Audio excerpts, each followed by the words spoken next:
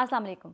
आज जो सबसे ज़्यादा हाईलाइट रही पाकिस्तान के मीडिया के अंदर और सोशल मीडिया के ऊपर, वो मरियम नवाज़ शरीफ साहिबा जो पंजाब की वज़ीर आला हैं, उनकी एक तस्वीर और उनके कुछ विजुअल जो उन्होंने पुलिस यूनिफॉर्म में बने और वो वायरल हुए, उसके ऊपर बात करेंगे कि क्या मरियम नवाज़ शरीफ साहिबा ने कोई गैर कानूनी काम किया पंजाब पुलिस का यूनिफॉर्म पहनकर। दूसरा, इमरान खान साहब जो हैं उनको बार बार ये पैगामात पहुंचाए जा रहे हैं कि आप सियासतदानों से बात करें, और पाकिस्तान की जो हुकूमत है उनको पैगामात दिए जा रहे हैं कि आप इमरान खान कैदी नंबर 804 से बात करें। दूसरी तरफ नवाज शरीफ साहब जो हैं वो चाइना निकल गए हैं और सुना गया है कि चाइना वो विदाउट किसी की अप्रूवल के गए हैं। तो पाकिस्तान के अंदर फ़िलहाल जो अहम टॉपिक है वहीं से हम स्टार्ट करते हैं कि मरियम नवाज शरीफ साहिबा ने जो यूनिफॉर्म पहना है पुलिस का, और उसके बाद जो एक कोहराम मचा है। पीटीआई का जो सोशल मीडिया है वो उनको बहुत ज़्यादा क्रिटिसाइज़ कर रहा है। वो कह रहे हैं देखिए एक बच्ची की तरह जो है वो खेल रही हैं, इंजॉय कर रही हैं। कभी पुलिस का यूनिफॉर्म पहन लेती हैं, कभी वो कोई गाड़ी ड्राइव करना शुरू कर देती हैं। लेकिन सारी तनकीद एक तरफ, क्योंकि उन्होंने कोई गैर कानूनी काम तो किया नहीं है मरियम नवाज शरीफ साहिबा ने। वो अगर पंजाब की वज़ीर आला हैं तो वो डेफिनेटली अपने किसी भी इदारे के सिंबॉलिक तरीके से जो है वो यूनिफॉर्म भी पहन सकती हैं, और कोई कदगन है नहीं, और ना ही ऐसा कहीं लिखा हुआ है रूल बुक के अंदर कि कोई भी वज़ीर आला जो है वो पुलिस का यूनिफॉर्म नहीं पहन सकती हैं। सिंबॉलिक तरीके से वो पहन सकती हैं। और दूसरी बात ये कहना चाहूँगी कि मरियम नवाज़ शरीफ साहिबा जो है वो उस यूनिफॉर्म के अंदर वैसे क़यामत ही ढा रही थी। मेरे ख्याल से ज़्यादा उनके पुलिस यूनिफॉर्म से ज़्यादा उनकी खूबसूरती के रोले हैं, और उनकी खूबसूरती की वजह से जो है वो उनको तनकीद का निशाना बनाया जा रहा है। क्योंकि ऑब्वियसली जब आपको कोई अच्छा ना लगता हो और वो इतना ही खूबसूरत हो तो फिर आपके ऊपर तनकीद जो है वो डबल ट्रिपल हो जाती है। मेरी कमज़ोरी है कि मैं खूबसूरत लोग जो है वो मुझे बड़े पसंद हैं, और मरियम नवाज़ जब इतनी खूबसूरत लग रही हूँ तो मैं चाहकर भी उनको तनकीद नहीं कर पा रही थी। वैसे भी तनकीद बनती भी नहीं है, वो वज़ीर आला है, उनका दिल किया, उन्होंने यूनिफॉर्म पहनना है, अपनी पंजाब पुलिस को सपोर्ट करना है सिंबॉलिकली, तो उन्होंने किया है। तो मुझे उसमें कोई एतराज़ नज़र आता नहीं दिखाई दिया, बल्कि वो बहुत ही क़यामत ख़ेज़ खूबसूरत लग रही थी मरियम नवाज़ शरीफ साहिबा। वैसे इतना खूबसूरत ना लगा करें, हमें खामख़ा में हमारे जैसे लोग जो आप पे क्रिटिसाइज़ करना चाहते हैं उनका दोबारा से दिल आ जाता है, तो आप इतनी खूबसूरत ना लगा करें पहली बात तो, ताकि हमें मौका मिलता रहे आपके ऊपर तनकीद करने का। दूसरी तरफ नवाज शरीफ साहब जो हैं वो चाइना पहुँच गए हैं, और नवाज शरीफ साहब का जो चाइना का दौरा है, बहुत सारे जो PMLN के लोग हैं वो ये शायद पोर्ट्रे करने की कोशिश कर रहे थे कि ये मियाँ साहब वहाँ कोई हमारे इस्टेब्लिशमेंट के कहने से जा रहे हैं, उनको अप्रूवल मिली है और वो फिर गए हैं मियाँ साहब, और वहाँ से कोई बहुत सारा डाटा किस्म का ना कोई बिज़नेस लेके आएंगे।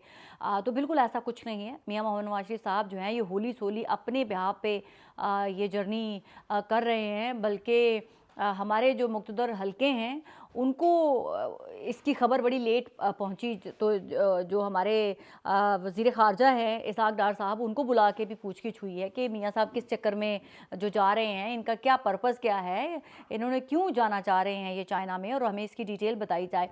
तो वो हमारे मुक़्तदर हलके कुछ ख़ास खुश नहीं हैं नवाज शरीफ साहब के चाइना जाने से। और नवाज शरीफ साहब का चाइना जाने का जो बैकग्राउंड है उसके ऊपर वो है कि उनका ज़ाती पर्सनल इंटरेस्ट है। वो अपने बेटों का कुछ बिज़नेस जो है वो वहाँ पर चाइना में शायद सेट करना चाहते हैं, कोई बिज़नेस अपॉर्चुनिटी ढूंढना चाहते हैं। इसीलिए अगर आपने देखा हो कि नवाज शरीफ साहब के साथ उनके दोनों बेटे के बेटा भी है और बेटी का बेटा भी है, यानी कि उनके जो बेटे हैं हसन नवाज़, उनका बेटा साथ में है, और दूसरी तो मरियम नवाज शरीफ साहिबा जो हैं उनका बेटा जुनैद सफदर वो है। तो वो ऐसा लगता है कि वो नई पौध के साथ जो है वो वहाँ पर गए हैं और उनको एक्सप्लोर करना चाहते हैं, अपने बच्चों के जो बिज़नेस हैं वो सेट करवाना चाहते हैं। तो ये उनकी जो ग्रैंड जनरेशन है उसके लिए कुछ वो स्टेप ले रहे हैं कि शायद अगर वो अपनी पर्सनैलिटी का 3 दफ़ा के प्राइम मिनिस्टर रहे हैं तो वो वहाँ पर जाके शायद कोई इसी चीज़ से फ़ायदा उठा सकें। और वैसे भी चाइना की गवर्नमेंट ने नवाज शरीफ साहब को इन्वाइट नहीं किया है। जो वहाँ की हुकूमती पार्टी है, जो दूसरी पार्टी है, उन्होंने उनको इनवाइट किया है, तो इसमें भी कोई मज़ायका नहीं है। लेकिन नवाज शरीफ साहब का थ्रू चाइना विज़िट जो है वो वापस जो है एंड अप लंदन में ही होगा, क्योंकि उनका ड्यू है एक दौरा लंदन का। उन्होंने चेकअप भी करवाना था हेल्थ का। लास्ट ईयर दिसंबर से वो आना चाह रहे थे, लेकिन इलेक्शन आ गए। फिर इलेक्शन में उन्होंने सोचा कि शायद वो प्राइम मिनिस्टर बन जाएंगे, फिर वो प्राइम मिनिस्टर नहीं बन पाए, फिर वो थोड़ा सा रुक गए, और अब जो है उनको मौका मिला है थ्रू चाइना जो है वो लंदन आएंगे। तो अल्टीमेटली उनका विजिट जो है वो एंड लंदन में ही होगा। डेफिनेटली थोड़ी देर क़याम करेंगे, फिर उसके बाद जो है वो दोबारा पाकिस्तान चले जाएंगे।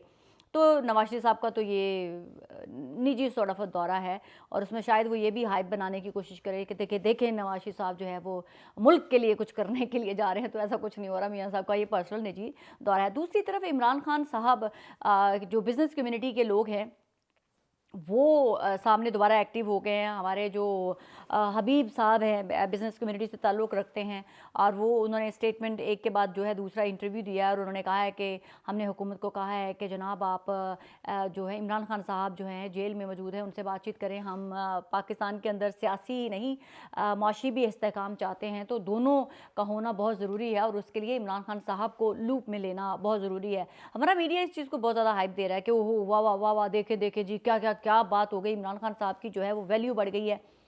मैं इस चीज़ को इतना ज़्यादा वज़न नहीं दूंगी। वो इसलिए इतना वज़न नहीं दूंगी, उसकी रीज़न है।